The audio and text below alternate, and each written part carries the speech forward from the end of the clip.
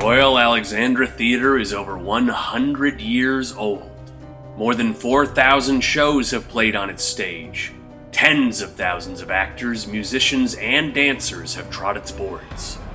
More than 60 million audience members have attended its performances.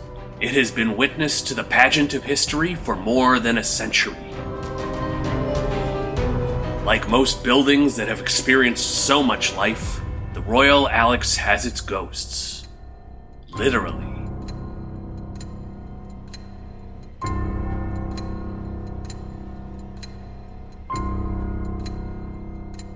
For almost as long as it's been open, performers and staff members have spoken of ghost sightings. At the conclusion of each performance, after the audience has left, the actors have changed out of their costumes and gone home, and all the stage lights have been turned off. A member of the backstage crew brings out the ghost light and places it center stage. It is the only light source in the house and the only way to navigate the darkness. But it is also said the ghost light is there to attract those spirits who consider the theater their natural home and feel welcome here. Actors, musicians, dancers, artists of all kinds, stage crew, staff members, even audience members. When they've passed on, they may choose to return to the theater in spirit. At the old stage door, some of these artists and staff have left their mark. Their photos hang on the walls and haven't been disturbed since they first found their place here. When a musical about Al Jolson played here in 1997, many people in the cast said they often saw Jolson sitting amongst the audience members. After all, the real living Al Jolson had himself played the Royal Alex 10 times in the early years of the theater.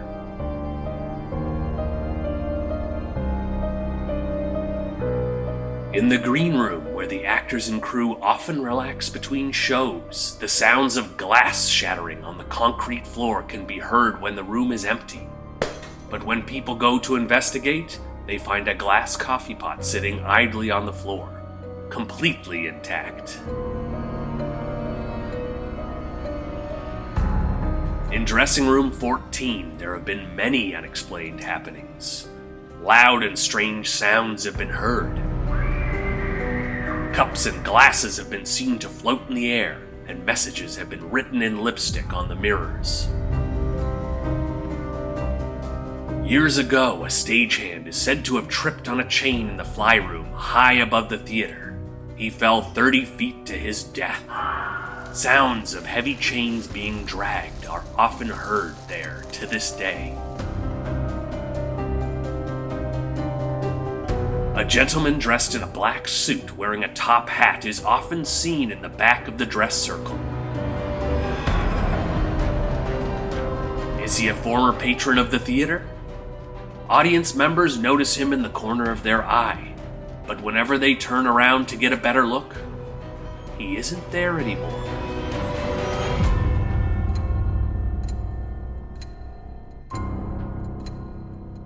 One of the most storied ghosts of the Royal Alex is a beautiful young woman wearing a long, flowing white gown. She is often seen in the house-left upper box. Actors have noticed her sitting there when they're performing. She comes and goes as she pleases, and no one knows when she will make an appearance. Was she once an actress on the stage of the Alex? A long-serving stage crew member was often the first person early in the morning to arrive at the stage door during long technical rehearsal days. He and the overnight stage doorman had a musical code they shared so that the doorman would unlock the door for him. The crew member would play it using the doorbell. This was a secret only shared between the two of them. A week after the crew member had died, the doorman heard the same musical refrain played on the doorbell. He interpreted it as the ghost of his friend letting him know he had arrived to take up his spiritual residence at the Alex.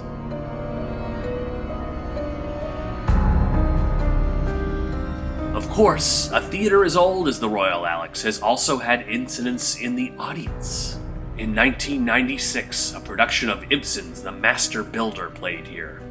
One Wednesday matinee, an 80-year-old woman came alone to the theater and bought a seat in row P in the orchestra. After intermission, an usher noticed that the woman had slumped over in her seat. She went to investigate and found that the patron had collapsed. Without disturbing anyone else in the audience, two ushers lifted the patron out of the seat and into a wheelchair. When the paramedics arrived, they pronounced the woman dead. The woman in question was legendary Canadian actress Beth Amos, who had performed at the Royal Alex many times.